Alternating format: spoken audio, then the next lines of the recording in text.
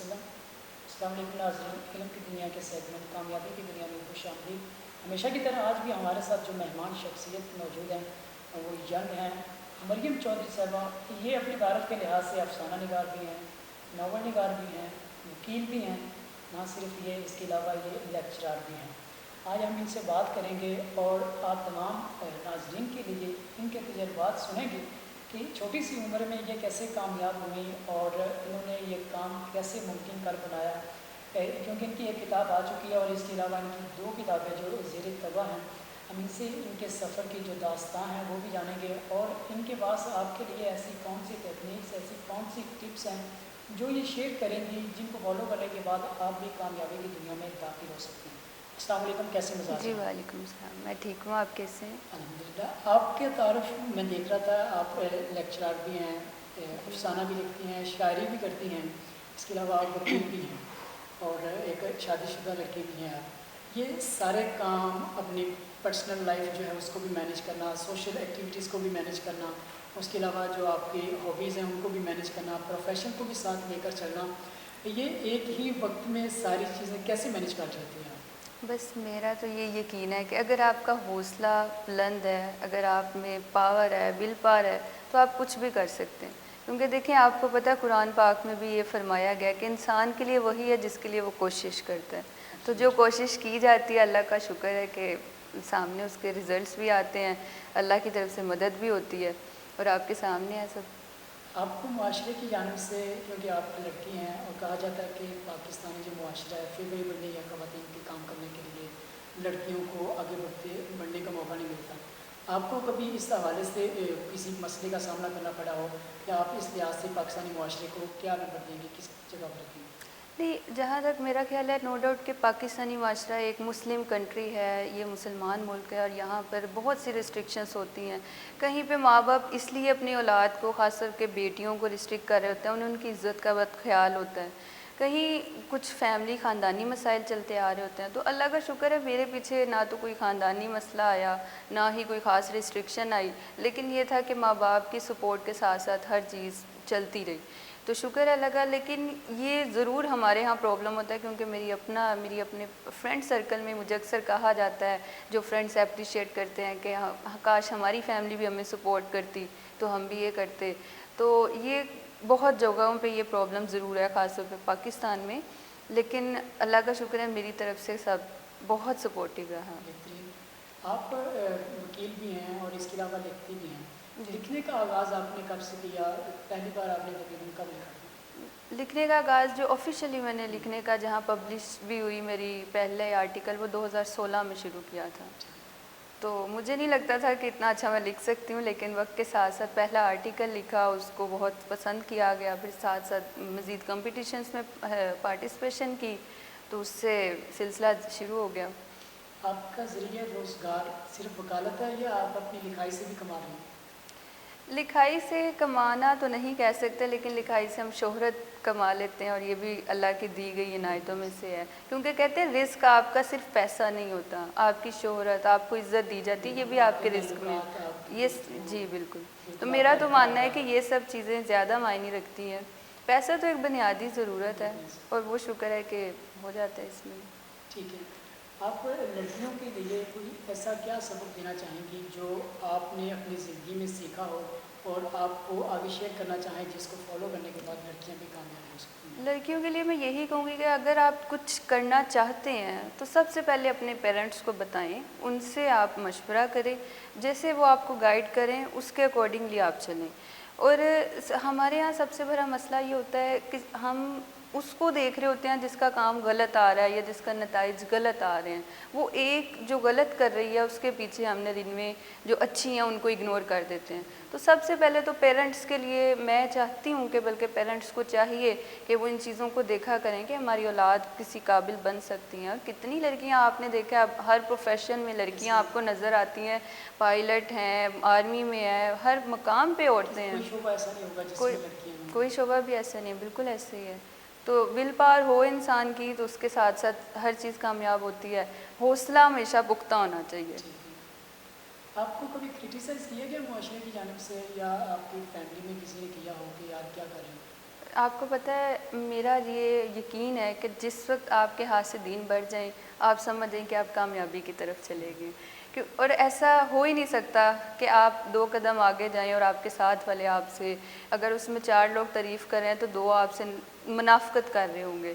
تو میرے ساتھ بھی ایسا ہوا ضرور، لیکن میرا یہ یقین ہے ہمیشہ سے کہ جو نیگیٹو لوگ ہیں ان کو شٹ اپ کال کرو اور پازیٹیوٹی کے ساتھ آگے بڑھو. تو میں بھی اسی طرح چلتی آ رہی ہوں. جہاں پازیٹیو لوگ بھی آپ کو سپورٹ کر رہے ہیں تو بالکل آپ ایسی ہے، نیگیٹو کو اگنور کر کے پازیٹیو کو ساتھ لے کر بالکل چلیں. ایسی ہے. بہترین سوچ ہے آپ کی. وہ آپ کو یاد ہوگا اشفاق بابا ہی کہتے ہیں نا کہ 360 زاویے ہیں ہر چیز کو سوچنے کے.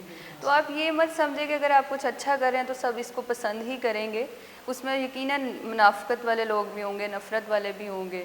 تو یہ سب چیزیں تو پھر ساتھ ساتھ چلتی ہیں. ٹھیک ہے. آپ شاعری میں کس کو زیادہ پسند کرتی ہیں اور کس طرح کی شاعری آپ کرتی ہیں؟ مجھے اچھا میرا تھوڑا سا ہوتا ہے کہ موڈ پہ ڈیپینڈ کرتا ہے، موسم اچھا ہو یا وقت جس طرح ملے تو جیسے مجھے. آج موسم اچھا ہے. جی بالکل.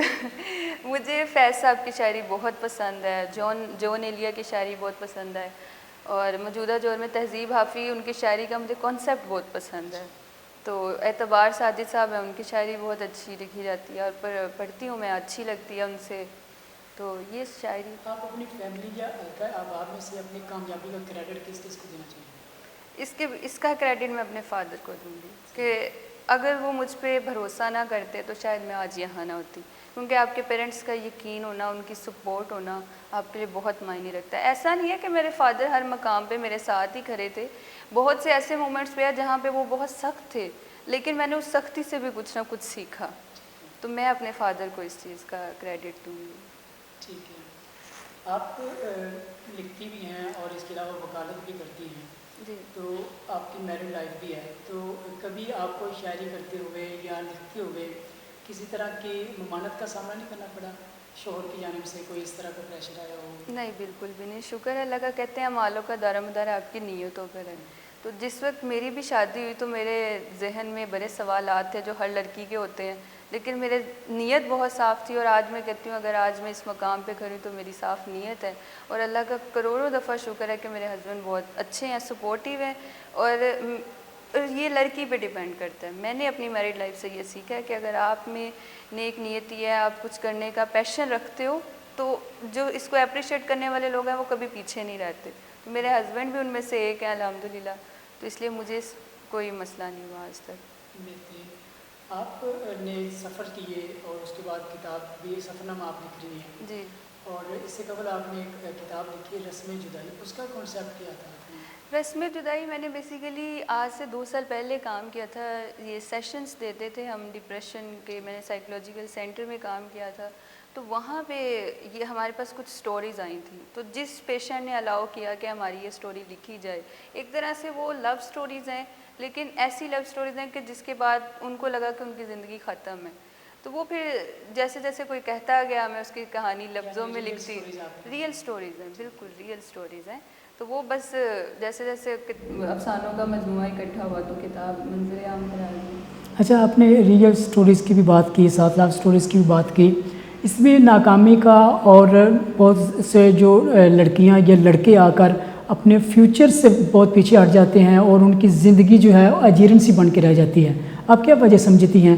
پیرنٹس کی پراپر ان کے اوپر نظر نہیں ہوتی، وہ دیکھ نہیں ہوتے کہ ان کے بچے کر کیا رہے ہیں، یا کوئی اور وجہ ہوتی ہے اس کی؟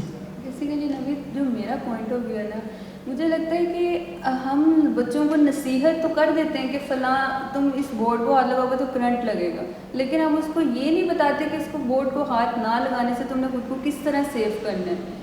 ہماری ایک ایج فیکٹر ہوتا ہے جس وقت ہمیں ضرورت ہوتی ہے گائیڈنس کی، کہیں بھی ہمیں ساتھ کی ضرورت ہوتی ہے. تو ہمارا ایسا مومنٹس آتے ہیں کہ جہاں پہ پیرنٹس ہمیں بتاتے ضرور ہیں کہ آپ فلاں کام نہ کرو، یہ غلط ہے، لیکن جہاں تک میرا پوائنٹ آف ویو ہے ان کو پراپر ساتھ دینا چاہیے.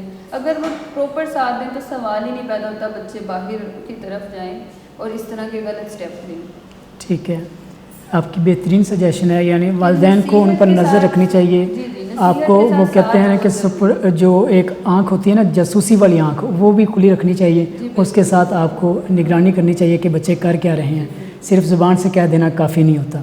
آپ نے سفر کیا، بہت سے لوگ بھی سفر کرتے ہیں لیکن وہ اس حوالے سے اپنے تجربات کو قلم بند نہیں کر پاتے. آپ کو یہ خیال کیسے آیا کہ آپ نے سفر کیا اور اس کو لکھنے کے حوالے سے، نہ صرف بس ویسے ہی لکھنا، آپ نے کتاب اور سفر نامہ پراپر بنانے کا تصور بنایا اور اس پہ کام شروع کر دیا؟ یہ دراصل میرا ایک تو پہلا سفر تھا اپنے شریک حیات کے ساتھ، اور انہی کی طرف سے مجھے ڈیمانڈ آئی کہ آپ اس پر کچھ لکھیں. تو ایک طرح سے یہ کتاب لکھی میری طرف سے گئی ہے، لیکن ان سے مجھے تحفتاً مل رہی ہے. یہ انہی کی خواہش پہ لکھی گئی، اور یہ پوری کہانی بھی انہی پر لکھی گئی ہے، پورا سفر اور اس جگہ کا سارا انوائرمنٹ. تو ایک طرح سے ان کی طرف سے یہ خیال بھی انہی کا دیا گیا تھا، اور ریکویسٹ تھی کہ آپ لکھیں، ہم چاہتے ہیں آپ کریں، آپ کا لکھا ہوا. ہم اگر اپنے ریلیجیس تھاٹس کو دیکھیں، ریلیجیس جو گائیڈ لائنز ہمیں ملتی ہیں ان کو دیکھیں، تو کہا جاتا ہے کہ سفر کرو. آپ نے بھی سفر کیا. سفر سے انسان کیسے سیکھ سکتا ہے، کیسے آگے بڑھ سکتا ہے، کیا فائدہ ہوتا ہے سفر کرنے کا؟ سفر سے آپ دیکھیں کہ آپ اندھیرے سے باہر آتے ہو، آپ کو اچھا لگتا ہے. روشنی میں آتے ہو، آپ کو اچھا لگتا ہے. رات ہوتی ہے، بہت گھنا اندھیرا ہو تو آپ بہت گھبرا جاتے ہو. تو سیم اسی طرح ہوتا ہے، آپ ایک روٹین میں چل رہے ہوتے ہو، لیکن اگر آپ کسی سفر پر گئے ہو تو ایک دم سے آپ کی طبیعت بدلتی ہے. سب سے بڑا اثر تو یہ ہوتا ہے، آپ کی اپنی طبیعت بدلتی ہے، مائنڈ ریلیکس ہوتا ہے، آپ بہت خوش فیل کرتے ہو. اپنی روٹین سے ہٹ کے کوئی بھی کام کریں تو ایسے تو نہیں، فرمان بھی ہے نا نبی پاک کا کہ آپ ہجرت کریں، سفر کیا کریں. تو اسی لیے کہ آپ کی ایک تو طبیعت بدلتی ہے، مائنڈ بدلتا ہے، نئی چیزیں دیکھنے کو ملتی ہیں. اور جو میرا یہ سفر تھا، اس سے پہلے بھی میں نے بہت سے سفر کیے، تو میں ہر بار ہی حیران ہوتی ہوں. اور مجھے تو سورہ رحمان پوری میرے دماغ میں گھومتی ہے کہ ہم اللہ کی کسی بھی نعمت کو نہیں جھٹلا سکتے، کہ دنیا اتنی خوبصورت ہے، ہر چیز بہت خوبصورت ہے، لیکن دیکھنے کے لیے خوبصورت آنکھ ہونی چاہیے. اچھا، آپ جو پڑھا رہی ہوتی ہیں، لیکچرار بھی آپ ہیں، جی. تو وہ اپنے شعبے کے متعلق ہی پڑھاتی ہیں یا کوئی اور سبجیکٹ ہے؟ میں لاء کے اسٹوڈنٹس کو پڑھاتی ہوں، یونیورسٹی کے اسٹوڈنٹ ہیں. ٹھیک ہے.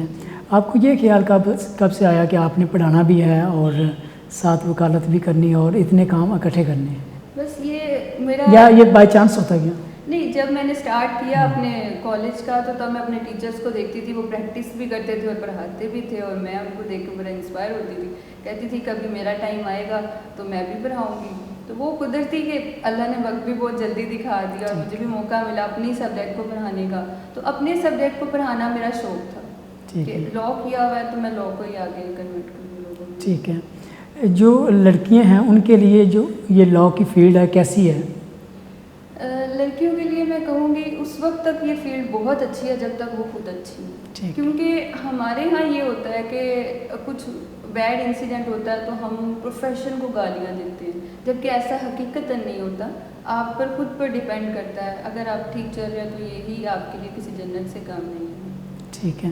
آپ نے اپنی تھاٹس شیئر کی، اپنے جو بھی آبزرویشن تھی وہ آپ نے ناظرین تک پہنچائی. یہ امید کرتے ہیں کہ اس سے بہت سے سننے والوں کو، دیکھنے والوں کو گائیڈ لائنز ملی ہوں گی، اس سے کچھ ایسی ٹپس ملی ہوں گی جو ان کے لیے روشنی اور امید کی کرن ثابت ہو سکتی ہیں. آپ کے لیے کسی نئے ایپیسوڈ میں کسی نئی شخصیت کے ساتھ حاضر ہوں گے. فی الحال ہمیں دیجیے اجازت. اللہ حافظ.